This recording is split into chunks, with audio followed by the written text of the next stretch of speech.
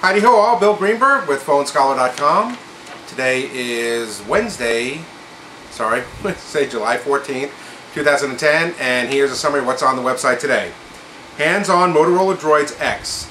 Now I know I've had a number of articles about the Motorola Droid X, but seeing that it's released tomorrow, I wanted to give you one more preview of it. I did attach a link from the original June 17th video previews of it, and then the article that I have on here just kind of goes back over the specs and facts of the phone.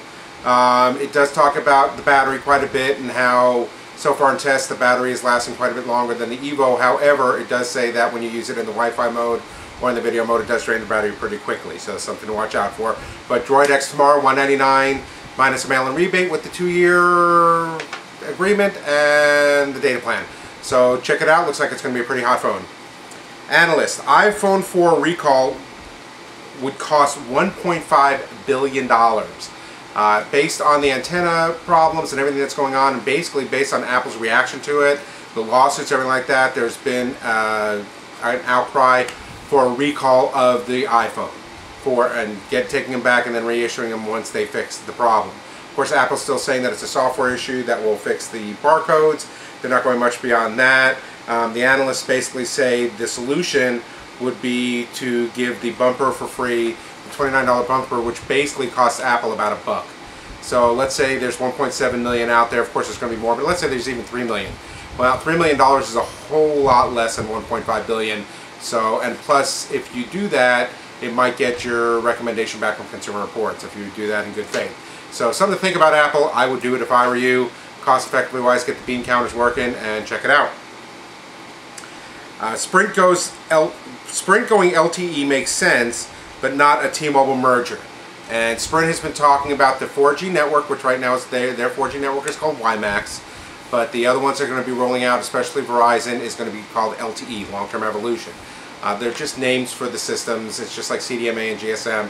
So I'm trying not to be too technical, but these are the names that they're calling their carrier systems, meaning the system that carries the cell phone signal from tower to tower and from phone to phone.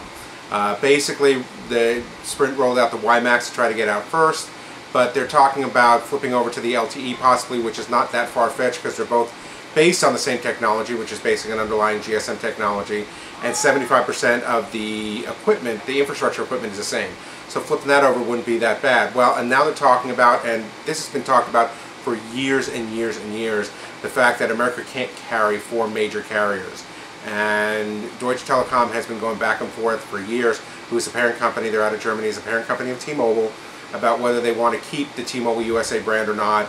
And now they're talking about, and believe me, there's been rumors when I was working for Verizon, they were talking about pairing Verizon and Sprint together, which would have made sense because they're on the same network and getting all those customers, but everybody's a little gun shy. First of all, the Sprint Nextel merger cost a $30 billion write-off or write-down that Sprint had to do, plus the fact that initially, if T-Mobile and Sprint were to get together, they'd have to carry multiple systems. They'd have to carry the CDMA for Sprint, the GSM for T-Mobile, the iDEN for Nextel.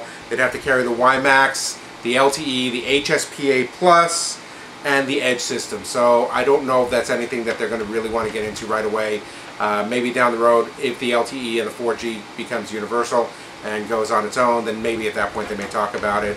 But keep an eye out for that. And by the way, just to let you know, it's kind of interesting, Deutsche Telekom would probably buy Sprint, which just gives you an idea. Deutsche Telekom, I think, is either number 1 or 2 largest communication companies in Europe. So they're pretty huge, for those of you who didn't know.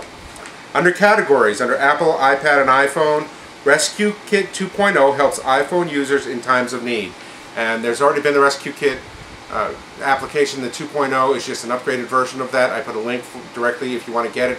It's a $2 application, and if you have an emergency or need times of need, it helps. There's many different ways that helps you contact authorities to help you out. So check out the article and check out the app. It looks like it's a pretty good app. Under Apple, writing Apple's obituary, and basically what the article talks about is the fact that if Apple doesn't change its customer service ways, it's going to have some problems and could lose itself. I mean, the Consumer Reports thing was a huge blow to its reputation. So something to watch out for. I mean, a lot of big companies gone. Microsoft is dealing with that right now, and with Android coming out and really challenging it, Apple's going to have to step it up and change some things. I think giving the $1 case, like I said earlier, would go a long way towards that. Anyway, that's all I got for today. For all your other questions, answers, or to check out the full articles on these, go to www.phonescholar.com. I'll talk to you tomorrow.